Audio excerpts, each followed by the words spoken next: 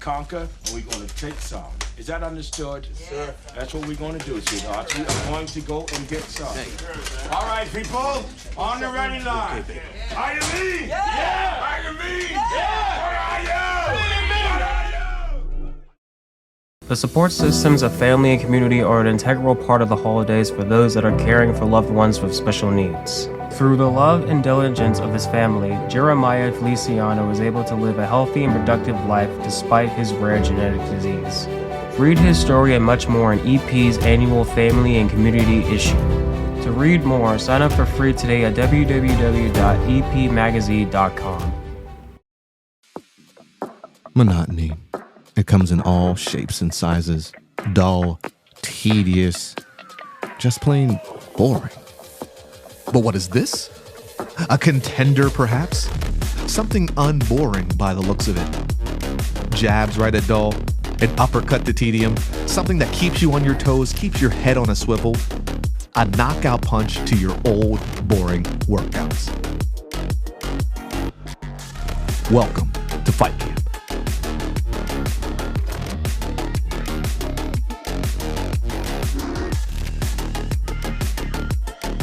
Oscar Mike Radio is a proud podcast partner of Reach Across America Radio, heard every Thursday at 11 a.m. and Sunday at 8 a.m. Eastern. They're also big supporters of the nonprofit I Got Your Six, Two Lives at Once. And with every wreath you sponsor through Oscar Mike Radio, $5 goes back to this great organization dedicated to making a difference in the lives of veterans, law enforcement, firefighters, and first responders battling PTSD.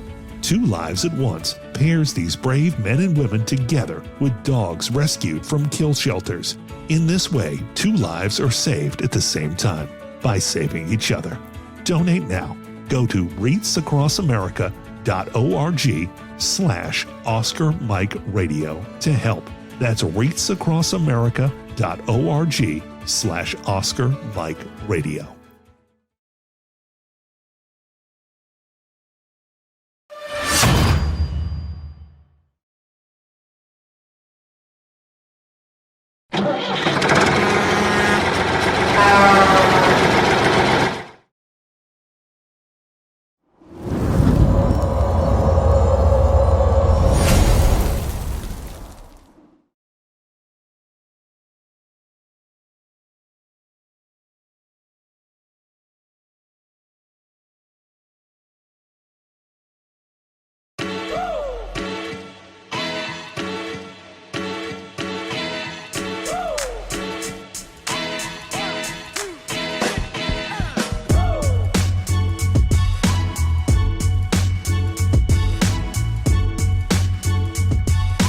I remember a time when I was in a not so good place, and these games and these activities and being able to come and have the camaraderie that we have here, it makes me feel like I'm not alone. There are people here that have been through what I've been through. It makes me feel like I don't know, I'm part of something great.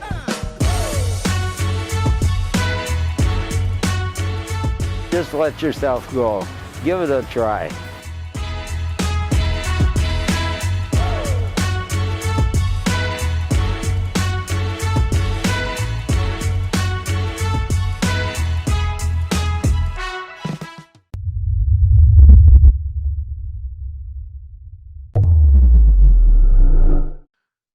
Hello and welcome again to Oscar Mike Radio. My name is Travis, Marine Corps veteran and your host. Oscar Mike Radio is part of the Hubuzoo Network. You can find out more on hubuzoo.com.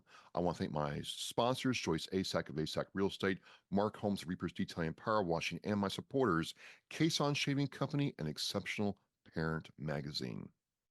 I love talking to authors. I've talked to a lot of them, and I'm just amazed that they take their military experience and bring their perspective into new and different viewpoints. And today is no exception. Really great show. Really enjoyed this book.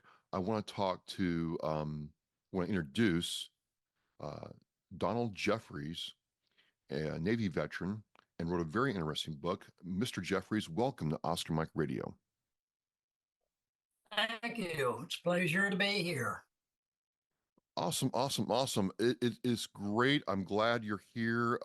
This has been just a really insightful book that you've written about a part of our history and your experience from the military. Tell us a little bit about yourself and your military service, please, sir. Well, I enlisted in the Navy back in '62. I did 5 years active. Original obligation, of course, is 6 years. So I had 1 year of inactive reserve duty. I was shipboard, first generation guided missile destroyer. Excuse me. The ship also had nuclear capability through its ASROC, which is a rocket-powered torpedo. Oh, wow. So it gets the torpedo out further over the water, and it drops and then goes for the target. Okay. Uh, that was still when we had advisors over in Vietnam, but the general populace here in the United States had no idea what was going on. I went over there first in '63. I picked the ship up in Hong Kong, and that was just a regular cruise. Yeah. '64, we went back, and that was when things started happening. We were involved in what was called the Maddox incident. Okay. The Navy wanted to go ahead. What was the Maddox incident, please? Oh, the Navy wanted to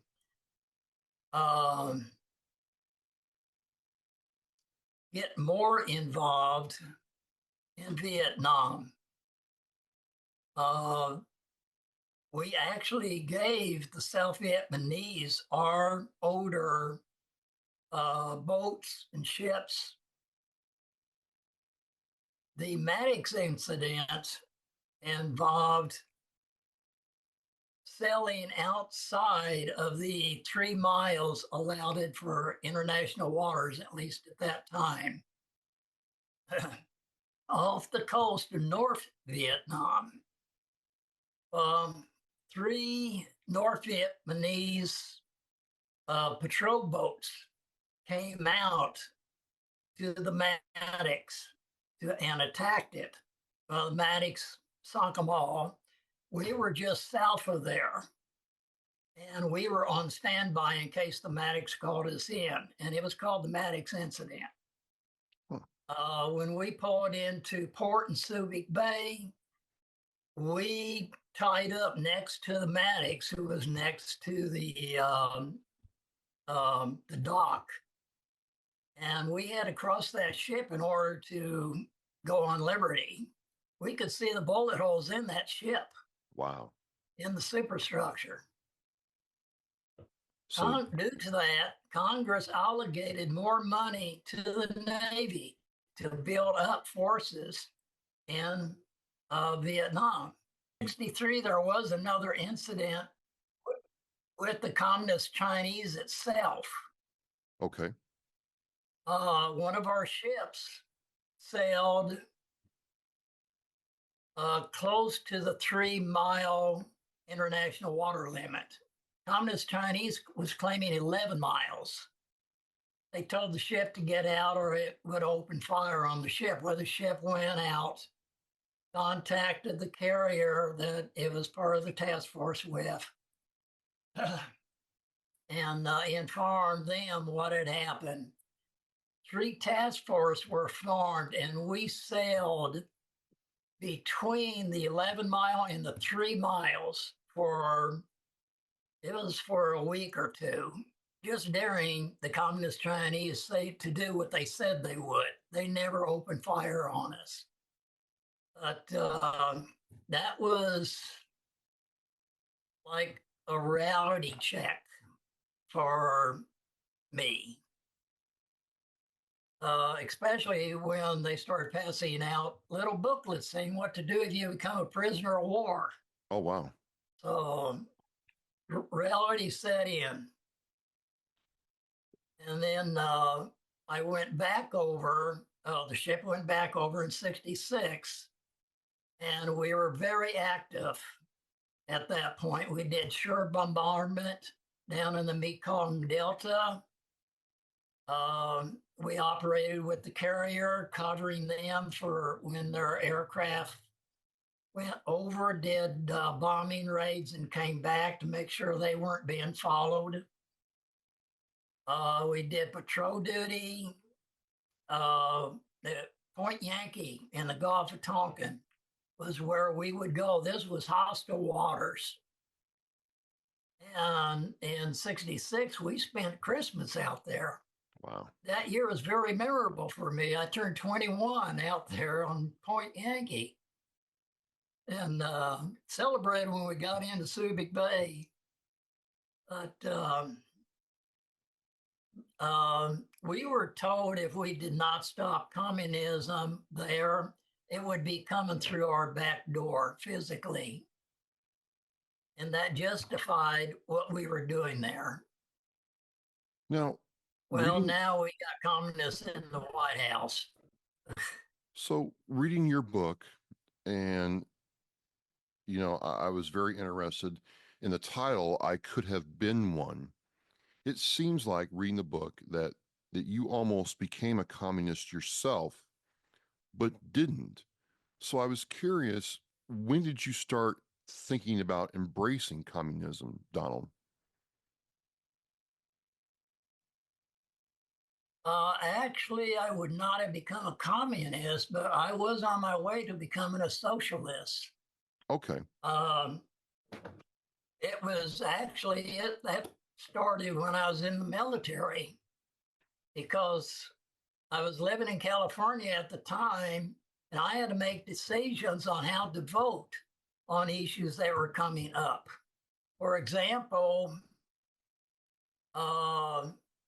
the children of illegal aliens were going to school. They wanted to provide these children with breakfast. So, and the left uses shame and guilt tactics to get people to vote the way they want. They were using the tactic of, well, don't you care about the little children? Well, I ended up and I went ahead and I voted for them to have breakfast. I mean, it wasn't their fault that their parents came here illegally. Yeah. There was the clincher for me on why I left California was when they passed the law that a high school could assist a pregnant teenager in having an abortion without the parents being notified. And I said that was it. I was leaving. Yeah. And as soon as my wife retired, we got out of there. Well, as soon as, long story short, we left not long after that. When did you decide then to not embrace socialism? Because I'm reading through the book and it starts with your life and what America was doing at the time. And then you said you clearly come to a point where you were going to fully embrace socialism, but you did not. And, what was that like, please? Well, I was actually, I was leaning to the left when I was still in the military. Okay. I was in the California Air National Guard at the time. After I retired, I had more time to think. I'll put it that way. Yeah. But I started not liking the direction our country was going in. Now, my roots was conservative and Christian. I started going back to my roots. I started going back to church. I became involved in a conservative movement. So I actually became more active at that point because I had the time to do so. And that was, I retired around 2007. So you do that and you start going back to your Christian roots. And it is very important to mention that you clearly, tell the reader that, hey, growing up, I came from a Christian background. My faith was part of my youth experience. And then I joined the military and got kind of away from that. And then I swung back. How did you feel after you had embraced your faith back into your life after, considering going fully into socialism? When I started going back to the church, that was just the beginning. I was still kind of leaning to the left.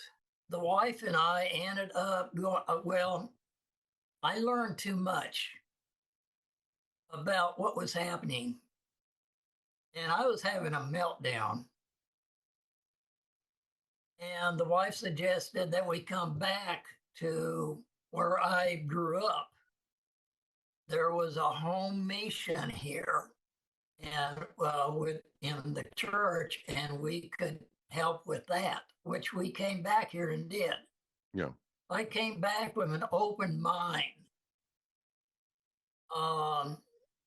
Also, I had been thinking about, after I retired, I felt like I wanted to write, but I couldn't pick the subject. And a lot of people say, well, why don't you write about the conservative movement? No, that's not it.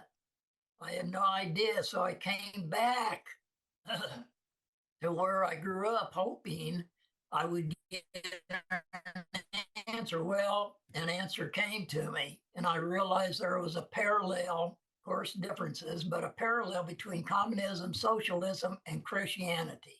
Really? The difference is in the agenda. So you're saying that Why do we follow Christ? To repair. You're saying that Christianity has commonalities with socialism and communism? Yes. Okay. Because socialism, on the surface, is to help people, to make all people equal, which actually is never going to happen because of human nature. Right. Socialism has to be supported by a totalitarian government, communism. Christianity, we're supposed to be preparing for the next life. That's why we're supposed to be helping people. With communism, socialism, they want to help people to build utopia on earth. Well, utopia comes from two Greek syllables meaning nowhere. It can't be found. It won't happen. There's too many aspects of society and human nature to ever have utopia. I mean, in Russia, they got billionaires right now. Right. So you go through this period of self-discovery and you start writing this book. And it was a very unique direction because, again, it starts off with kind of like a history lesson of America. It's kind of like a biography of America paired with an autobiography of Donald William Jefferies. And I was curious why you took that approach, sir.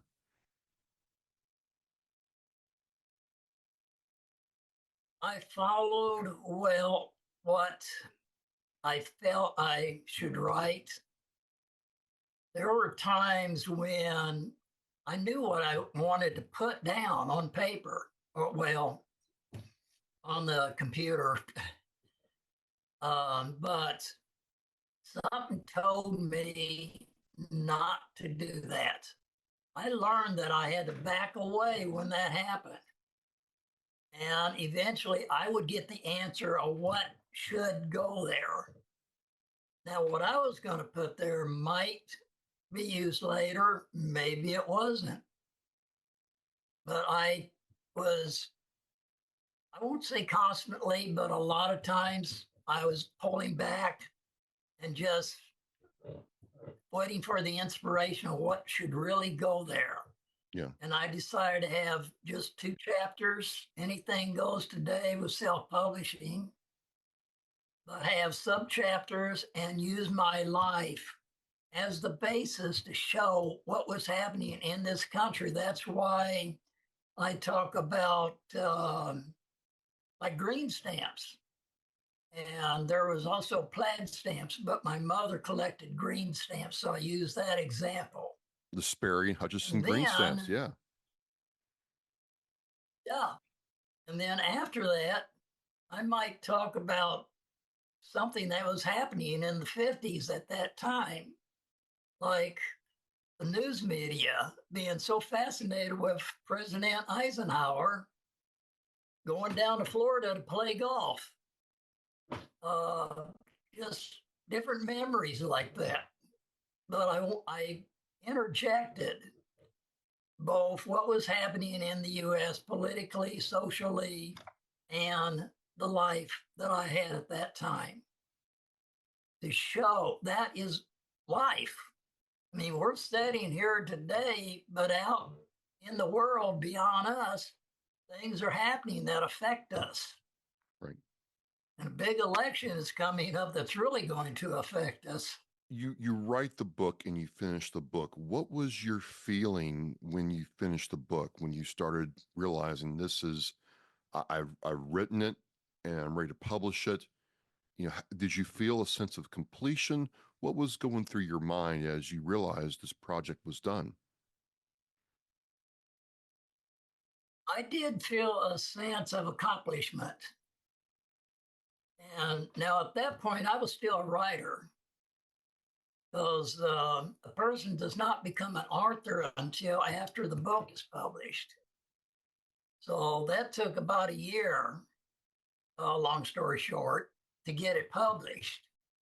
But when I held the first copy of that book in my hands, that's when it really hit. Yeah. It was published. I was an author.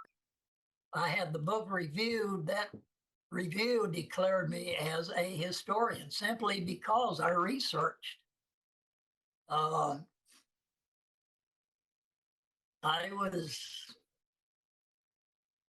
was grateful for the inspirations that I had that got me to that point.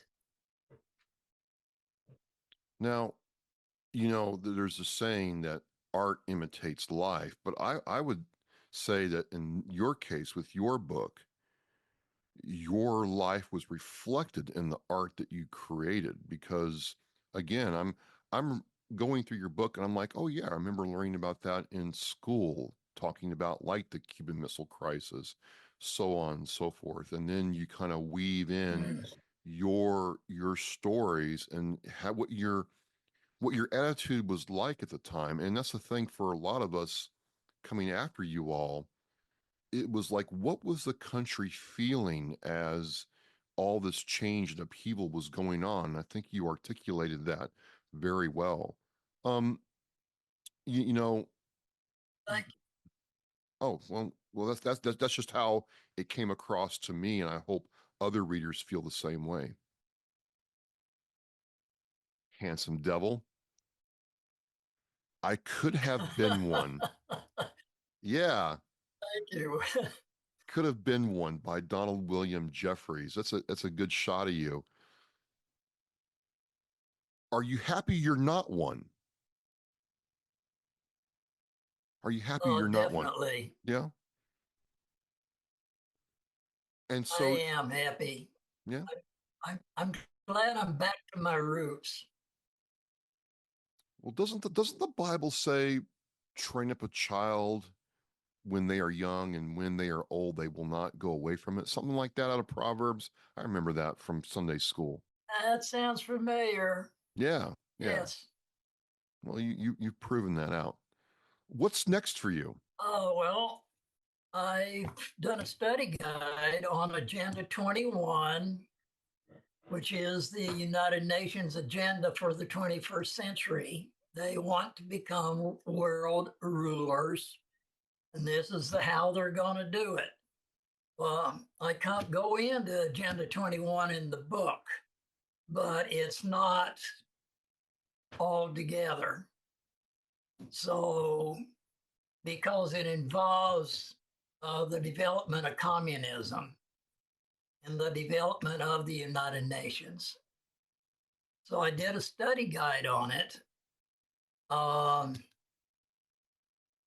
have distributed it to a person in a conservative movement. It's not copyrighted. I may or may not publish it. If this book does well, I'll publish it. And I would like to do it have it sold as a set as well as separately. Also, I have started a spin-off book.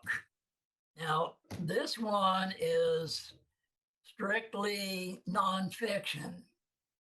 In fact, I make a comment in here that I don't have the imagination for nonfiction or for fiction.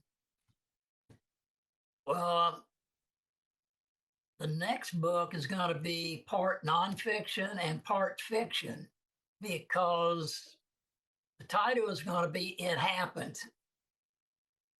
Well, I start off giving what happened, and then I go into how it happened using current events. So it's kind of a continuation of this one in that respect, but it's putting more of an emphasis on a possible future if we don't turn our country back to conservatism and God. Now, that doesn't mean that there should be a government established religion. I'm against that. The Constitution is against it. And it doesn't mean everybody is expected to be a Christian. Besides Christianity, there are other religions that people are entitled to. That's part of American freedom. Right. But we need to get it back to conservatism and fight communism and socialism. Socialism isn't just helping other people. It is trying to, as I said, build utopia, make everybody equal, which is never going to happen. No. That's why it has failed time and time and time again. Well, that's the So thing. that's going to keep me busy for a while. My question is, people still keep trying to implement communism. Why is that? They're thinking only about this earthly existence. And people like to jump on a cause. So to them, keeping God out of the equation, they have a very good cause. Right. Trying to make life better for everybody on the face of the earth. And they will do it forcefully if they have to. That's where communism comes in. Communism believes in taking by force. Socialism believes in taking by politics. If the politics doesn't work, the communists rise up. But it's all because they don't believe in God. Now, in Russia, the government may be communist, but there are a lot of Christian people over there. So it's not the people of a country. It's the leadership. Just like in our leadership today, they're going for totalitarianism. They want to destroy this country and rebuild it into a communist country under the United Nations. There won't be any more United States because there won't be any more states. There'll only be regions. Right. This is according to Agenda 21. There's now Agenda 30 and an Agenda 50. They analyze and decide, okay, we've done this, now we need to do this. And they keep coming up with these agendas. They are very persistent, very strong. People say in this country are just living life, trying to get food on the table and clothes on their back and a roof over their head. They're not thinking about politics. No. But the communists and socialists are thinking about the politics. And that's how they get headway, because they're allowed by people not being involved to stop them. And they operate by putting people in key positions. They don't operate by numbers, it's key positions. You've finished the book. You got to a publisher, and we're talking now. And I guess to kind of wind this down, when someone, I read it with a very open mind.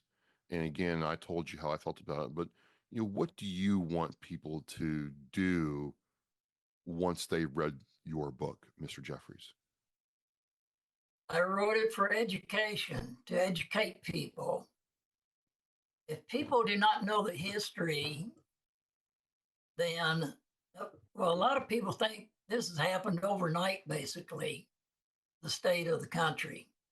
It did not happen overnight. It started way back in the 1800s. In the mid-1800s, there was an organization called Socialist Christians.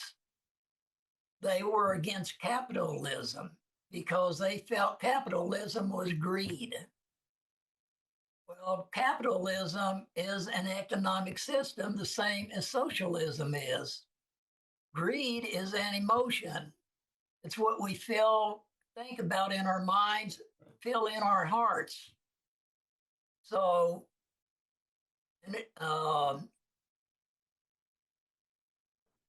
greed can be contained by individuals operating in capitalism, but capitalism itself is not. I was speaking with a lady who had used social programs to advance her life, and she has become a very worthwhile person in her profession. Okay. And I pointed out she did that because she had the freedom to take advantage of these opportunities. And the opportunities are under capitalism. We haven't gone communism yet. The opportunities were under capitalism that she took advantage of. So there is a lot of good in capitalism.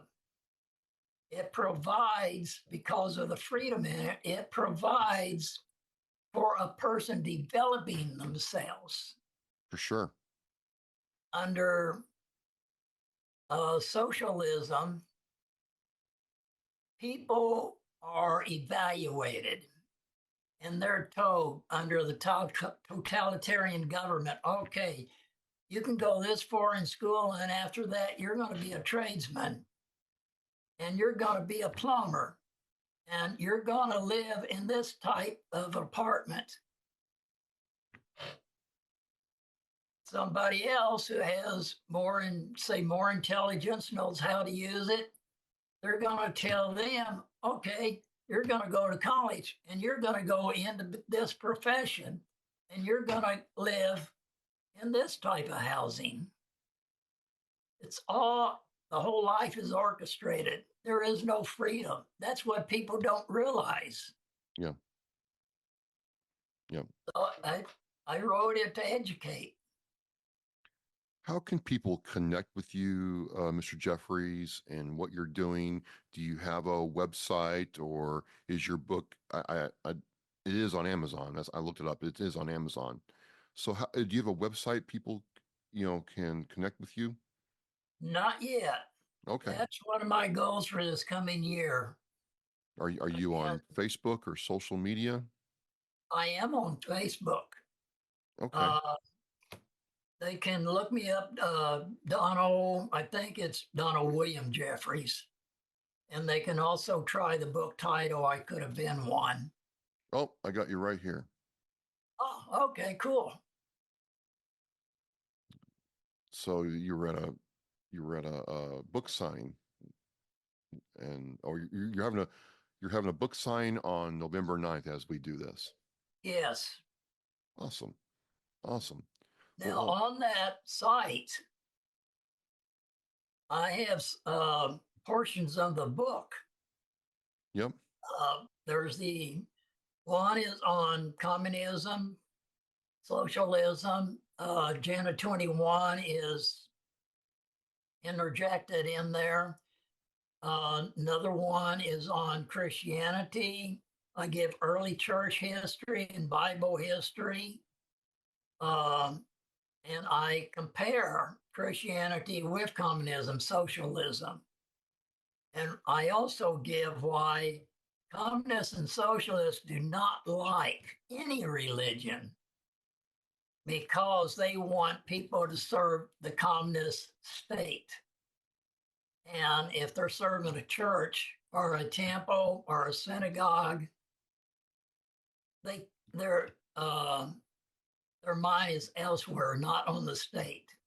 That's why the socialists will be active in recruiting Christians to come over and work for them. They will use Bible verses to do that recruitment. I've seen it online.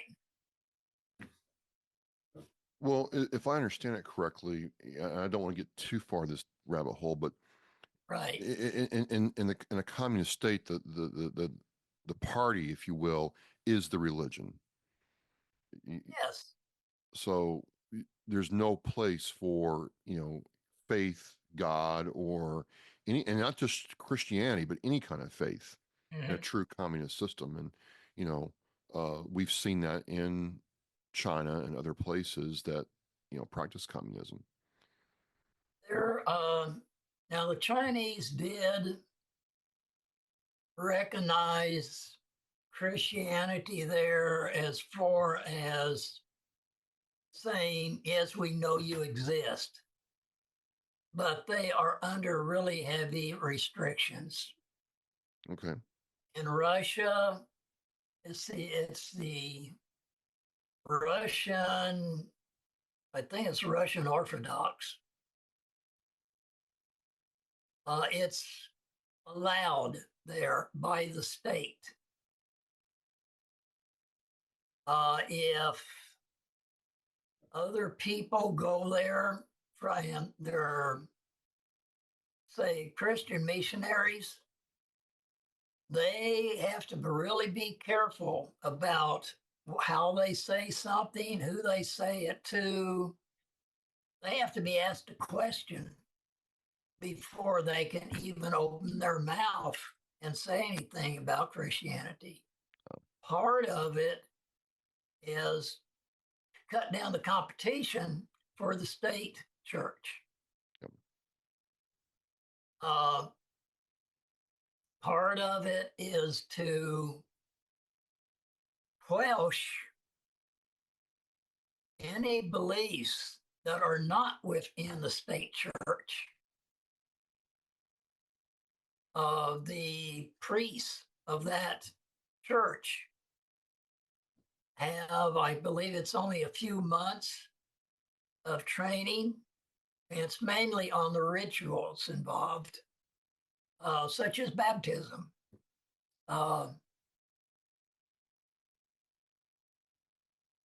So they're not actually trained in theology itself,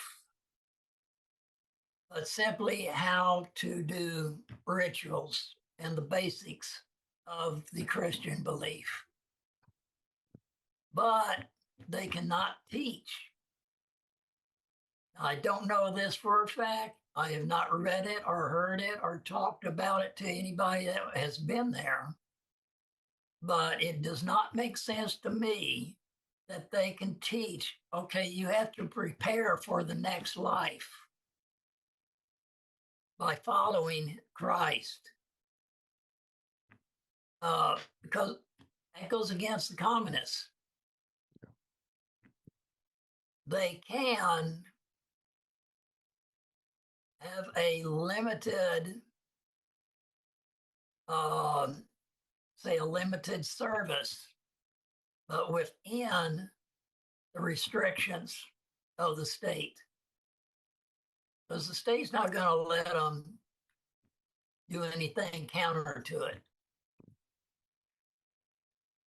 Well, this has been a very insightful conversation. I thoroughly enjoyed your book and getting to, dig into a part of our history. And I think, I would agree with you. It was very educational for me more than anything else. And it gave me perspective about, groups you mentioned, some of the documents and all the way up until Antifa that you go over.